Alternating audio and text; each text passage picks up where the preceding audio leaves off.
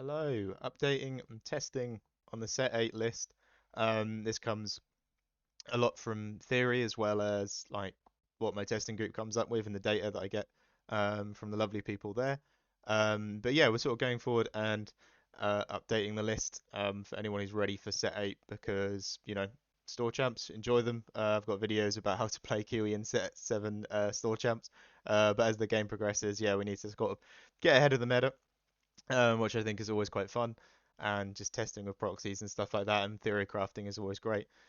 So into set 8, yeah, we've got the last list I had in the last video was fully going in on the Jasmine package, which again, using a deck building that requires you to play heroes or requires you to play allies in the case of Jasmine, can in a sense force you to play cards that you didn't previously want to play. My last list had what's it called? What's that character called? Lawrence in there.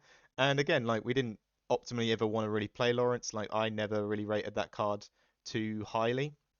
I think it's a very good card actually. I think it's really good into Amber Steel, but with us we couldn't heal it. We weren't Purple Steel, so we couldn't bounce it. So unless we put Baymax, and then we're getting down this deeper hole of okay, we're putting Baymax in a card that we've already ruled out that Chi and Po is better, and we're like kind of going backwards on the game design to try and make Jasmine work. And then in testing, having a one quester on two that you kind of have to quest with is kind of brutal. And then into any Ruby matchup, they could just brawl it and it was gone. We didn't have, yeah, it just wasn't really doing anything. Later on, we were actually lowering the counts of two questers in the deck as well, which is quite impactful. I don't think Robin Hood really stands out that much into the Ruby Sapphire, or into the Ruby Amethyst matchup, but it still is another two quester, and sometimes that can be enough to win the game. If they also exert it later on, they might not have enough power on the board to take it out. But overall, yeah, Jasmine is not helping with the Ruby matchups. It might help you with the other matchups that you're already sort of winning, which is the other Ruby with the non-Ruby matchups. So yeah, we kind of have to go in a different direction, and that's sort of how I've been with Kiwi. I think I've played quite a substantial amount of it and got the testing on it, and know that the thing we really want to just boost is our Ruby matchups. I think your matchups into Steel, like Steel Song and Green Steel, and all those other bits in between, even like the yellow green aggro, even Churner dogs, all those things I've always felt fairly capable of winning. It just comes down to Ruby Amethyst and Ruby Sapphire because in a sense we are an aggro leaning on mid-range deck, so we are going to struggle into these control decks like that. We have to win in a certain amount of time because we just won't battle into their late game. That's something that Steel always kind of has a problem with. We just want to be able to win quite quickly. And Jasmine wasn't letting us win quite quickly. It was letting us resource into a losing war, and then they brawl it. She's a terrible top deck if you play her on turn 4, turn 5, because she won't get that questing ability in. So overall, just the card has dropped. And also, it was forcing me to cut cards that I just really loved, like John Silver, who again is just going to win you games versus like Maui Sharks and a lot of the Ruby Rush characters. So yeah, just overall not the best. You can always go in with very good intentions of wanting to test these cards out. We After the ban of Hiram, the last set's version of Jasmine, the Uninkable, again, I really wanted to test that. Really wanted to see if that was worth playing, and competitively it just didn't seem better than the other options. It's not a bad card, it's just not better than what we already have, so we ended up just not running that either.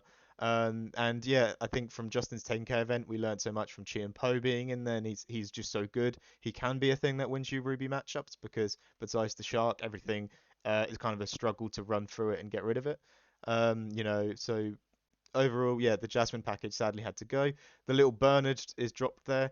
I believe the idea of Bernard is some of the people in the testing group said he's really good. Other TCGs really appreciate cards like that where you just play a body on the board and they can chip draw. But I think with Lorcana we have to look a bit differently. It is quite different to other TCGs. So Bernard can't sing. For an aggro deck as well, he's kind of a useless body. He'll just be cleared up by anything really, like a snake can hit him or a fox can hit him, and then it's a really bad trade. Yeah, he can't sing anything. He's uninkable, so if we don't have the ally down, we're still playing him, and it's all this conditional draw. Doesn't quest for much, doesn't trade for much. You could put cards like Ling in the deck to try and boost and make him a bit more of a valuable target. But overall, I think again high hopes for Ling and no for Ling, sorry, for Bernard, and he ended up just not being great. So the cards we kind of end up with, there are a few other ones that My testing group and Justin has said they've got hopes for. But the ones that I'm kind of really focusing in are Arthur and Desperate Plan are the two that I really want to work. Just so we basically get new cards in this set that we can play in the list. And Namari, if I'm pronouncing that correct, I hope I am. Because they really want the steals draw mechanic to be draw and discard. And operating with a small hand size, I think, is fine.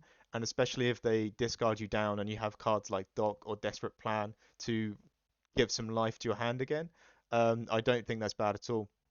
So this is sort of like the direction I was going in. Of course, you can see we have no real Diablo answer right now. We have no fire the cannons or anything in there.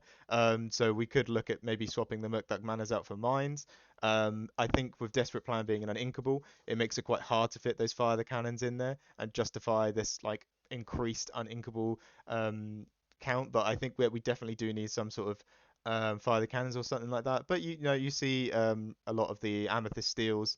Um, aren't running that many, but they do have the else's exerting and stuff like that. So yeah, it's a bit different. As like I say, this is work in progress as I put up here. So right now we're kind of just removing the cards that we know work. Like we know we can just put fire the cannons in there if we need to answer something like a Diablo or Robin Hood shift. And testing the cards that need the testing so we can make room for them. And Desperate Plan is definitely one of them. And Arthur as well. I think the way it might work is so we're doing these consistent aggro lines still.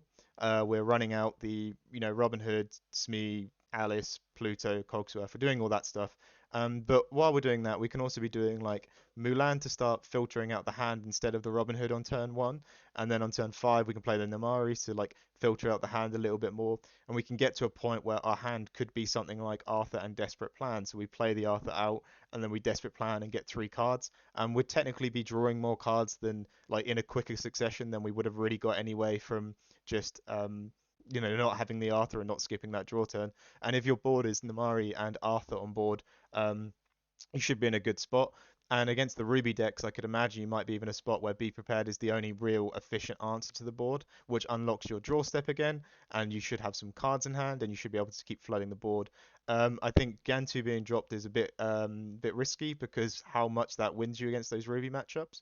But you can't just have the entire deck being lots and lots of five drops. So it's either that or we cut some more of the maybe cut the Robin Hood package and do four looters no sorry yeah eight looters with the Mulan and the Simba, and then we have Namari, and then we don't have a Robin Hood, and we have the Gantus back in, because as I say, like sometimes Gantu is just enough to win you a game.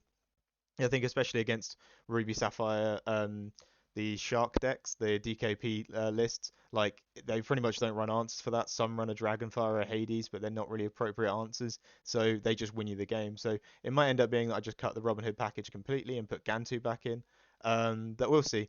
And again, like Fire the Cannons isn't in there. Does it make sense to put the mines back in? Are the mines enough to win you those Ruby matchups when it's so easily answered by a Maui? But you could end up double spelling and playing a mines and playing a Smee on the same turn. So yeah, it just kind of puts everything back to the drawing board and the testing. And if anyone out there who like has their testing group as well and they're running games with set 8 proxies, please let me know how it's getting on. But this is sort of just a little update on how the set 8 Kiwi Birds is unfolding.